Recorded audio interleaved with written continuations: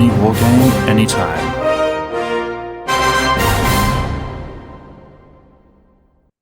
All right, everyone. It is time for another episode of Any War Game Anytime. It's just me right now. Sam and Boz are out trying to track down that millionaire so we can do this full time. But we've got Warren uh, over at the Austin Alternative Gaming Freaks. I Howdy, wanted to get him howdy. on. Hey, how you doing, Warren? Good, man. How are you today? Doing good, doing good. Glad to have you on, man. Yeah, I know that you're someone like just kind of going into that gaming group. Really just wanted you to come on, one, to talk about just that group in particular, which I think is really unique. And the other thing is just talking about the need for just the local organizers in game and having local organizers to sort of really keep our hobby going. But so before we get into that, can you just give us a little bit of your history in wargaming? How did you find this little hobby of ours? Yeah, sure. It's interesting. I've always vaguely been interested in it. And when I was a kid, I knew a guy that had like that old Battle for Vindros starter set. And, we played some games with him. And then like he convinced me to buy like a box of Space Wolves that I held around for, years.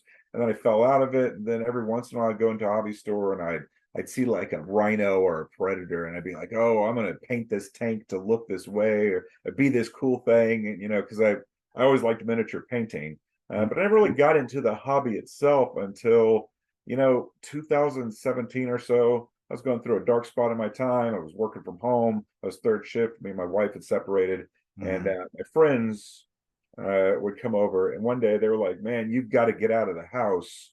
Yeah. You're not using complete sentences anymore." And I was like, "What do you mean?" Like I had just been so detached from like interacting with people for such a long time that I was starting to lose my social skills. So I'd always had an interest in Blood Bowl, and Mhm. I was painting a Minotaur for it to do something. And there is a group called the Austin Blood Bowl League. I showed up to them. They looked at me and I was like, "Hi, my name's Warren. Or I want to play Blood Bowl." They're like, "Do you know how to play the game?" I'm like, "No." Like, "Do you like miniatures?" I was like, "No." And they're like, "All right, well, this is a guy named Dean, and he's going to show you how to play." And I started playing Blood Bowl, and I played Blood Bowl real hard for about 3 years. Oh, And wow. then while playing Blood Bowl, I started looking at other miniatures, and I saw War Machine. War Machine Mark III had just launched. Mhm. Uh, I jumped in on the War Machine Mark III group for a while. That was pretty cool. And that, of course, that led me over to 40K. I bought a starter box, the seventh edition starter box. I tried to get some people to play it. I could never really get it going, everything. And then eighth edition hit, and at that time there was a group run called the Austin Kill Crew. It was like 5 or 6 guys that were hanging out, and they seemed to be doing this 40K thing, and I wanted to get into it, so I started hanging out with those guys. Mhm. That became Austin Lords of Warhammer, a name that I came up with, claiming that one. And that grew into a huge thing. And then I was, I guess, fully into it at that point. I was a Warhammer 40K player and War Machine stuff, I had Blood Bowl stuff, and I Oh, wow. continued So you were from one of there. the original guys. Because you're right, Uh, Austin Lords of Warhammer is huge. You were one of the originals on there? yeah, East was Austin Kill Crew, and there's about 5 or 6 of us, and all they played was Kill Team at the time, before Kill Team had become what it is now. Mhm. And so we sort of like, we jokingly called ourselves like the inner circle. But yeah, we kind of started that and we started pushing it. And like I was like, we should come up with a name that's more like inclusive to just, we're not just a kill crew group where we play 40K now and everything. And so we threw out some names. I put out also Lords of Warhammer. We put it to a vote. A lot of people voted on it. And then like Awesome Lords of Warhammer just exploded. Yeah. You'd show up on a Dragon's Lair on a Saturday back then, and 8 tables would be taken up, and there'd be people waiting in the wings to play it. Eighth edition was super hot. Mhm. Warhammer 40K was on the rise. They were doing a lot of good things. They're doing some community, and that was what we were going on. Wow. Wow. I didn't realize you were one of the OG members because you're right. Uh, Austin Lords of Warhammer is so that's fascinating because that sort of brings I guess it has to drive into the next question, which is you've got this huge group that I guess you're the inner circle on. How did you but you created another group called this Austin Alternative Gaming Freak. So yeah, it what was. yeah, how did so you sort of said, okay, Austin Lords of Warhammer, did you just want to create, what made you want to create this group? Well, actually, like everything else in our lives, it was the pandemic. The Mhm. pandemic nuked like being able to get together, and it really killed the Austin Lords of Warhammer group because Mm. so many people were showing up at Dragon's Lair as a regular thing. And once that break happened, or people couldn't show up, like that group sort of fell apart. And so they have a really big Discord presence, but Austin Lords of Warhammer kind of now runs out of Wonkos, but Wonkos has got its own group, the Weird Knobs, which Mhm. do a lot of AOS thing. So yeah, the Austin Lords of Warhammer sort of turned into an online only environment because pandemic killed like our ability to get together and keep going. Hmm. The quote unquote inner circle of ours kind of, we all went our separate ways. Some of us are friends, some of us are not. So a little bit of that kind of fractured. But Hmm. yeah, it was the pandemic that really shut all that down. So at that time, I had an online chat going with Jason Abels, runs a lot of Necromunda stuff, and Mhm. Lena, who is kind of my co-person, and Mark, Mhm. and we chit chatted, and Lena and Jason and Mark would always talk about all of these third party alternative games that they liked. Yeah. Just Spectre and Last One Standing and Don't Look Back and Final Girl, just all these little games. And I was still kind of a 40K guy. I didn't play the small stuff. So kind of I was like, man, you guys talk about these games all the time. We should like make a group. So I created a Facebook page and we called it the Austin Alternative Gaming Freaks. And it started out as a sort of place where they could post about the weird alternative games that Mhm. they were into. It didn't go anywhere, that Facebook page. Like they posted in a little bit, but it didn't get a lot of community and I didn't push it. So, the Austin Alternative Gaming Freaks sort of, we weren't a thing yet. And I wasn't my group. I just made a wet Facebook page for them and it Mhm. kind of died out. So we weren't a group for a while. I started actually gaming with a certain guy, Brandon Loretta, and we would meet up at Lair and we would just play whatever. We played Warcry. He got an MCP with me, Marvel Crisis Protocol. Mhm. We're getting a little. We played some Age of Sigmar. He really didn't like 40K, so I never played that. But we got into a couple of these smaller games, and what happened was we had so many alternative games happening that we were like, man, we should like choose a game and focus on it. Mhm. And since we have this Facebook page, let's tell people that we're going to focus on it and let's see who shows up. And that's kind of the humble beginnings of Alternative Austin Gaming Freaks. We threw it on Facebook page. Hey, we're going to be Saturday. Me and Brandon are playing War Machine for a month. If you play War Machine, come out. We'll show you how to play it. We're Yeah. going to play Marvel Crisis Protocol for a month. If you want to come out, we'll show you how to play it and everything. So that was kind of our humble start to getting out. It was just me and him sort of trying to get people to show up because at that point, nobody was going to Dragon's Lair. You'd show up on Saturday and it was a ghost town. Yeah, and so there's a lot to pick apart there. One, I Yes, didn't that realize jumped that. up. No, no, no, that's great. So one, I had known Lords of Warhammer to be this big thing, but you're right. Even for myself, when the pandemic happened, I I didn't realize that it wasn't still as big as it used to be. Because you're right, before the pandemic, everyone, I'd heard that, but apparently you're saying it's not. It's a lot more online now, which is Yeah, there's a they got a you pop over their Discord and it's a huge community and it generates a lot of people talking to each other, and so I think it creates a lot of one-on-one games. yeah, yeah. And occasionally, the forerunner of it, Manji, puts together a kind of a tournament scene for like the launch of Age of Sigmar. He did a big Horse Heresy thing, and so that generates a lot of people show up for these one-off events. But as a regular like that massive group, and man, it was like Oh, I 60 know.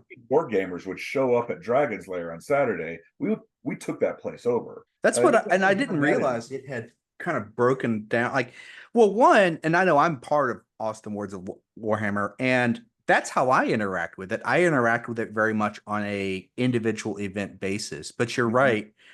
I've when I found the Austin Alternative Gaming Freaks, I just loved it because it isn't about So there's a couple of things I just want to pick apart. One, the need after the pandemic for one person to person, in person interaction. Something I like about the Austin Alternative Gaming Freak so much is that games are second, and it's all about sort of bringing people together. And then I think it's something that, especially after the pandemic, we so desperately needed, which is Yeah. just in-person interaction. And it's something that I think that people talk about how war games are going to die in the future.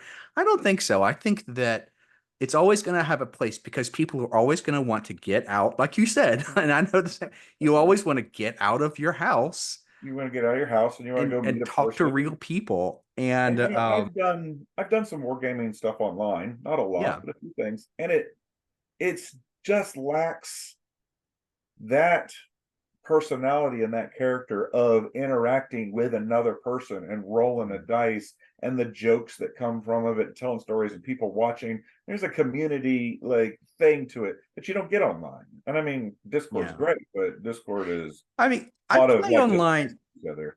Yeah, I play online.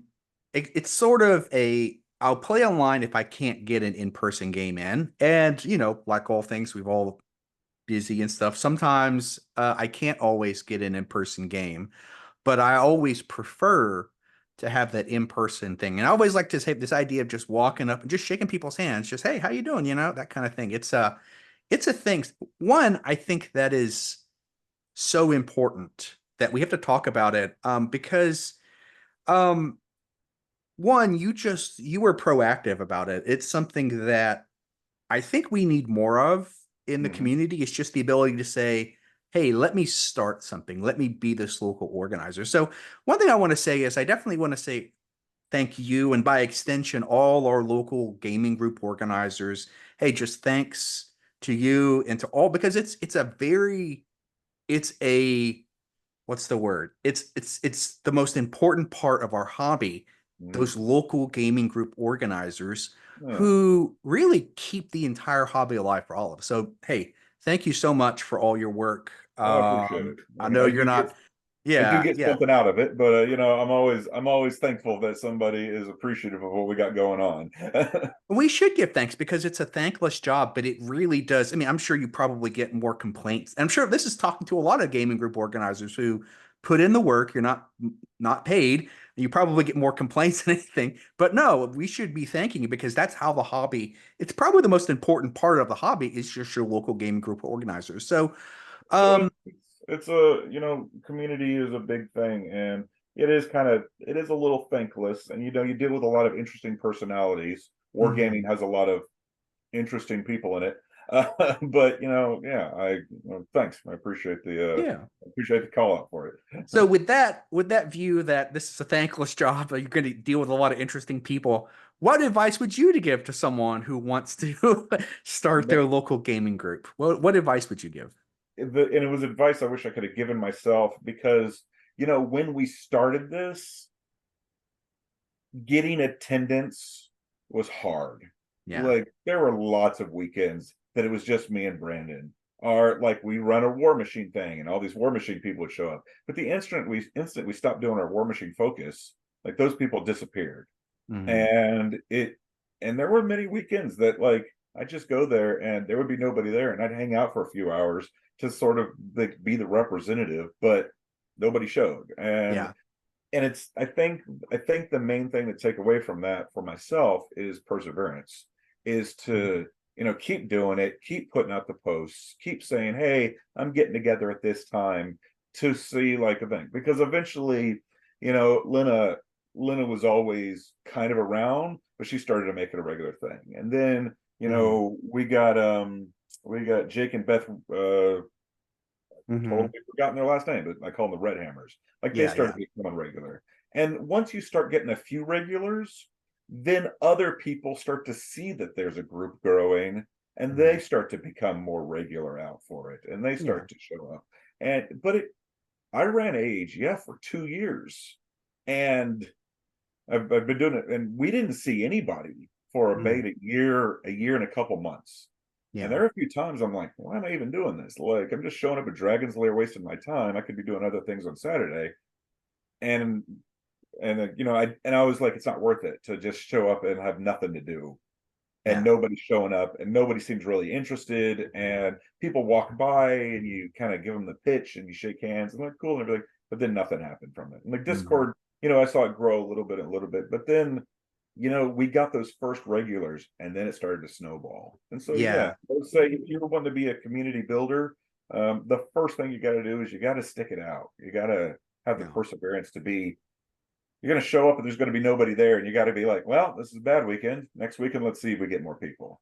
Yeah, I think that's so great. And I think that goes into it. I think you're sort of it's good that we had you on because I wanted to sort of get an idea that like there's so much going on in local gaming group organizers that is unseen. Like all those days that you've put in the work, and people are like, "Well, I just don't want to show up or here," and you're still there. And so again, just thank you, and it pays off because you've really created a place that I mean, when I don't have anything else, I try to go. Right, Because it's a place that we're going to talk about the gaming side of it, right. but just that you're right. Having that steady group of people that you can meet and just talk to, hey, how you doing? Let's play a game. That's very important, especially we've seen the importance, like I said, post COVID. Yeah. Um, And you know, there it's a I'm gonna borrow a phrase. It's a sort of it's a safe space that like I'm free on a Saturday. I know that I can go to Dragon's Lair, and at the mhm. very least, I'll meet people that I've dealt with before and have interacted, and I generally like most of them. And maybe a game will happen, maybe it not. But you know, you have a reliable place to go, and like cheers, and everybody knows your name. Somebody walks up and Yeah. hey, it's Daniel. Ah, look, it's Jake, and we all have that kind of thing. And it provides people this consistency, and humans love routine and consistency, and if it's not there, like it's hard to make. But I mean, it's like gaming is one of those things that definitely facilitates, the old third place, right? That you have work and you have home.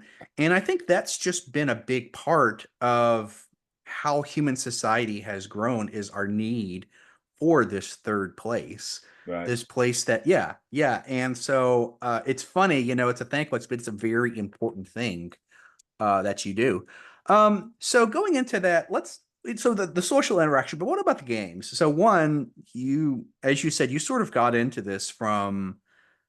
It sounds like you were in Blood Bowl, but you really became a GW guy from the start, which is how a lot of us started out, right? yeah, Just like they're the big Games companies. Workshop, They're the 40K, 400 yeah. pound gorilla in the room. They make all the miniatures, they make the paints, they make the games. Everybody has 40. Everybody's got a space marine, right? Mhm. Yeah, and so you coming out of that, I would say this.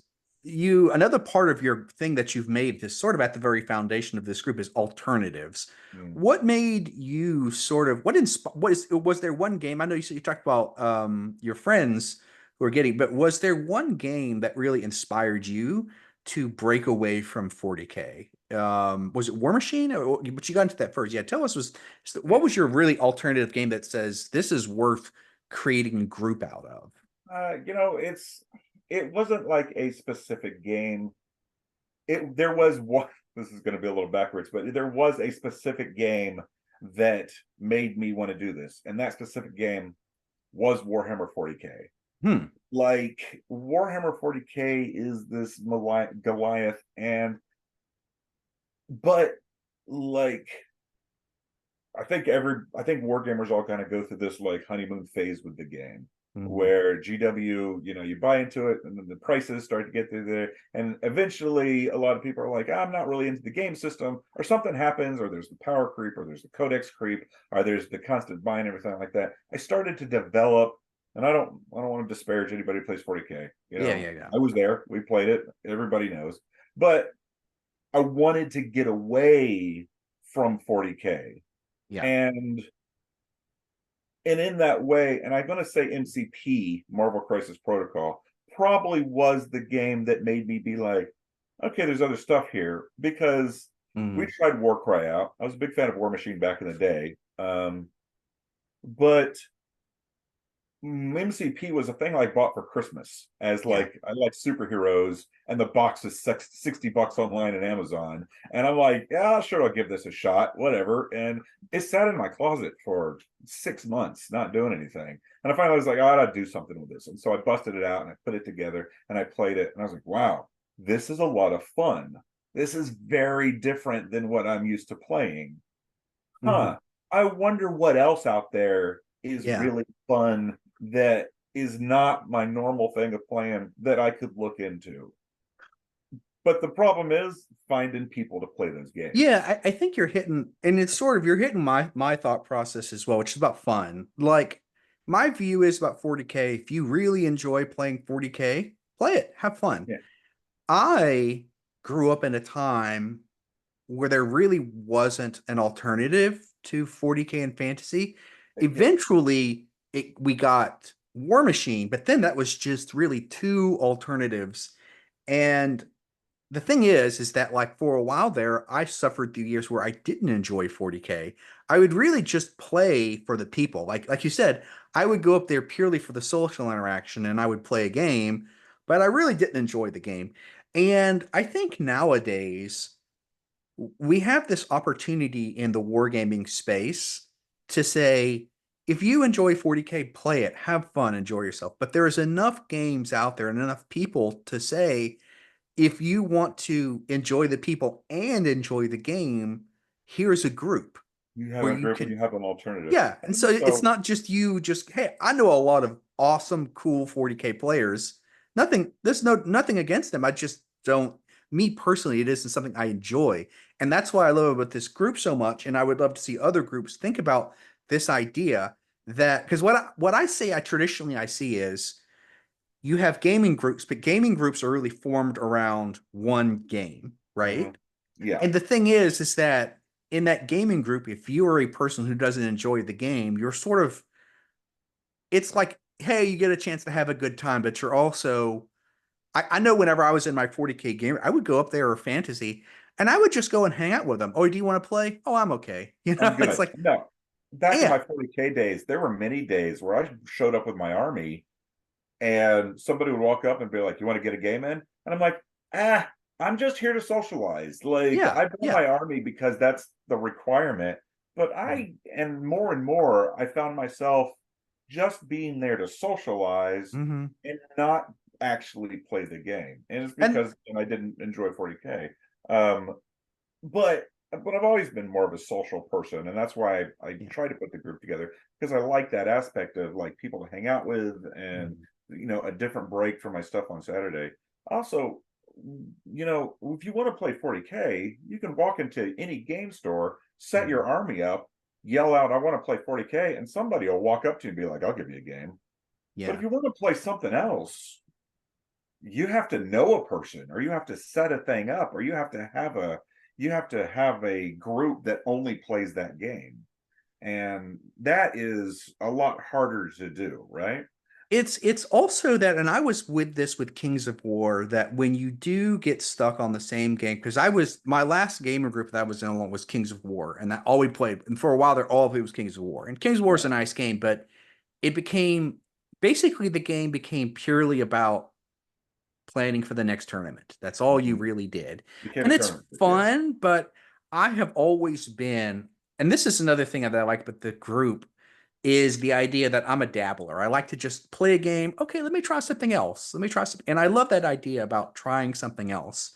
I love the idea of playing about two or three different games right now. And I guess I would say this. I would love if other gaming groups adopted more of a ideas of the Austin Alternative Gaming Freaks, which is that let's play a lot of different games. You don't have to, get sort of stuck on the same games, which sort of gets, because to me, that's how gaming groups die. You can only Yeah, play 200 games of the same 40K game against the same three or four people. And then yeah. eventually you're like, okay, I'm going to find something else to do.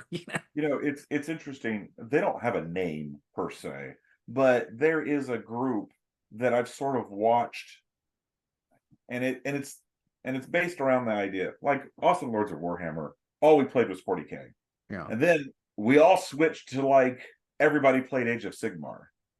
And if you were playing a game of 40K when the Age of Sigmar phase was going on, people were walking to be like, why are you playing that? Aren't you playing the game we're all playing? And so like everybody was sort of like in this mindset of it. The entire group shifted.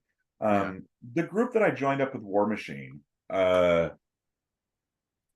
like they're I'm gonna give a shout out to Adam LeBeau. He was sort of the head of that. I don't know if he's still head of a group, but I kind of still call it his group.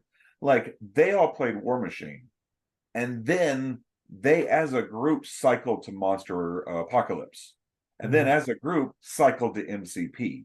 But it's the group that's always playing. They all played that same game, but they all shift to the new game at the same time. And I found that really interesting because it was one of the only evolutions of a multiple game group that I've ever seen, but it never was the play whatever you want. We'll see if you can't get a game in type thing that we Yeah. in our group to push for. And Like, this is our focus, but play whatever you want. Yeah, I like that because also, like I said, I go up there and you can generally see about 2 or 3 different games. Like I go up there, I generally got 1 page rules, but like I said, I've been trying some other games as well, and then we've always have an MCP, we have a Infinity. Yeah, I've even Infinity seen some Stone. pirate. I forgot what was a pirate game going on. It was So, Blood and Plunder. Yeah, yeah, I like Blood and that. Plunder. Well, that's really cool. So tell us a little bit about I guess we always like to ask this question. Do you have what's your favorite um lore in sci-fi or fantasy in a war game? So do you have give us like I said, your favorite lore in a war game for sci-fi and fantasy? Just pick one of Okay. them. I'm gonna go on the record here, and some people are gonna be mad, is that I find 40K lore to be incredibly dumb, fun, but stupid. Yeah. But and my favorite lore, honestly, the reason I got into War Machine was because I thought the world and the lore and the art style was awesome. Like Yeah. giant, steamy, stompy robot mechs and huge robots tearing into each other and werewolves ripping stuff out. And I liked the idea that your leader never dies. He just runs off the battlefield and comes back later more powerful. And I got into the lore of War Machine and Iron Kingdoms a lot. Now, one might say, because I've been reading comic books my entire life, that actually the favorite lore of mine would be Marvel Crisis Protocol. But that was built off of a pre-established Yeah. thing. But for a game that created its own lore, yeah, War Machine. War Machine has got this great steampunk, It was partial very magic good. And it fantasy was world. I always say it was a lot more. See, I do come from those days when 40K lore and fantasy was kind of stupid.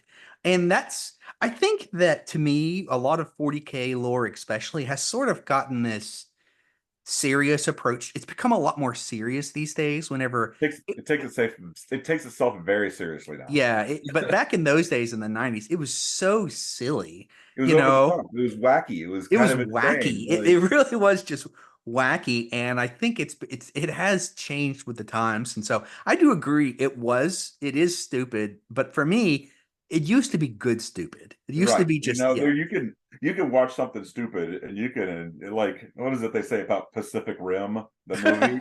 It's either the best stupidest movie ever made or the stupidest best movie ever Yeah, made. yeah. But but War it's Machine, but I it's a will agree great with that. movie. War Machine lore really did get me. The art style was so different at the time. And you're right, the lore to me is a lot more better from an actual like it just felt a lot more serious. Like you actually could take the lore very seriously. Right. And I thought that was pretty. The only lore I didn't care for was who were the good guys, the blue guys? Signar. Signar. I didn't like Signar lore. I thought they Right. were It's cool because you had to have a good faction. yeah. I will give this to 40K. I appreciate that there's no good guys in it. And that Yeah. they lean hard and like there's absolutely not one single person is the actual good guy. They're all terrible in some way. But yeah, Signar was the good faction that if you wanted to play. I was a Khador player myself. Big Hmm. giant German/Russian, robots crunching around. That's my jam. I wanted to get into Khador. That was my favorite, but then we had like 2 or 3 Khador players. So I switched to my second favorite, which is Menoth. And I fell in love with Menoth. But I love the Khador Jacks. They just look so cool. big beefy and just like Oh slow and man. looked like if they hit you, you'd explode. Yeah, no. And the art style and the lore of Warhammer, War Machine really got me. And I give you credit for that being very efficient because I said sci-fi and fantasy, and you picked War Machine, which sort of fits both. Yeah, blended them so it's together. very, yeah, very efficient of you. How about this? Another thing we'd love to ask is that if time and money were not a factor, what would your dream wargaming experience be? So, you're Bill Gates level of millionaire and you have all the time in the world and you could put what is your dream wargaming experience? You know, there is, I've never gotten to play with them, but I've read about them and I've seen videos from them. And it is this group, they call themselves the narrative guys. Mhm. And they're focused on 100% making a narrative like gaming experience where like you sort of have your rules and everything, but they watch the game and they make it fun for both people. Like, oh, you're losing, you get a reinforcement group, a drop pod comes in and it unleashes a bunch of Marines, and you're like, oh, that's cool and everything. And I love that idea that you could get a person who would watch a game. So like if I could go full on, I'd love to, I'm even willing to go back into 40K because I don't think any game has ever achieved that level of mass army Yeah. that 40K has. But to run an apocalypse style like Space Marines versus some huge alien threat, everything's painted, you got the great tables and everything, but with a couple narrative guys giving you the storyline Oh, of the that's cool. Yeah. yeah, Yeah. like Well, four that'd be tables cool. put together. Every single person who's got Space Marines brings all their Space Marines out. You've got some great terrain. You have like a real visual setup of a story. You get somebody who, you pull out every Tyranid miniature you can find across the board, you get them all painted up. And then some guy sits there and they're like, all right, start the game. You start playing. And he goes, an earthquake happens. You get reinforcements. Oh, Mm. the Chaos Marines showed up. No one saw that coming. And I think that would be this amazing sort of like 6 to 8 hour wargaming experience where everybody's involved and it's a fun narrative and you're not worried about winning or losing. Mhm. You're 100% focused on what kind of story was told that day. That's cool. That's cool. I love it. So tell us a little bit about what you've got planned, or what's, I guess, the plans, because it's a group of people. What's some of the plans you've got for the awesome alternative gaming freaks? Lena, who is my co-conspirator in this, I basically unleash half my duties upon her. Shout out to Lena. Uh, she's looking to do a big grim dark map campaign where there's a map and you fight over it and you do the difference and you try to take different regions and everything. And we're calling it grim dark because like, do you want to play OPR? Play OPR. Do you want to play Kill Team? Play Kill Team. Yeah, What sci-fi game do you want to play? I like that. We Yeah. will jam it into this storyline and say like, yes, that works. And so she's working on doing a big thing like that. There's rumors of a co-grouping. There's a guy's name of Alaric. He's very gregarious. He's very about running like kind of nice month-long campaigns. He wants to do a Necromunda thing, which will probably pull a bunch of AAGF into that. Ultimately, though, like aside from those things, it's keep playing the games that everybody wants to go, grow our group. One day claim 4 tables. Have enough people, have it so that you can show up with any game that you want to play and that there is somebody there that will play that game with you no matter what it is kind of my dream focus to what AAGF could and should be one day. That's awesome. That's awesome. And it's really getting close to that. I mean, we're getting 4 or 5 tables already, so We pull a we have our crowd ups and now. downs, but I know I've been going over there, and past several months it's really has grown, and continues to grow. Well, just again, I just want to end this. Warren, Lena, I think other people, countless other local game organizers, thank you so much for all that you do. Yeah. You do a lot, and thank you again. Warren, any last words? I appreciate the shout out on your podcast, and if you ever have any other questions, ever want to pull me back in, I'm always available occasionally to help out answer some questions. So yeah, and we appreciate you being part of the group and everything you bring. You guys bring a nice OPR focus in there that we like as well. So thanks a lot, Warren.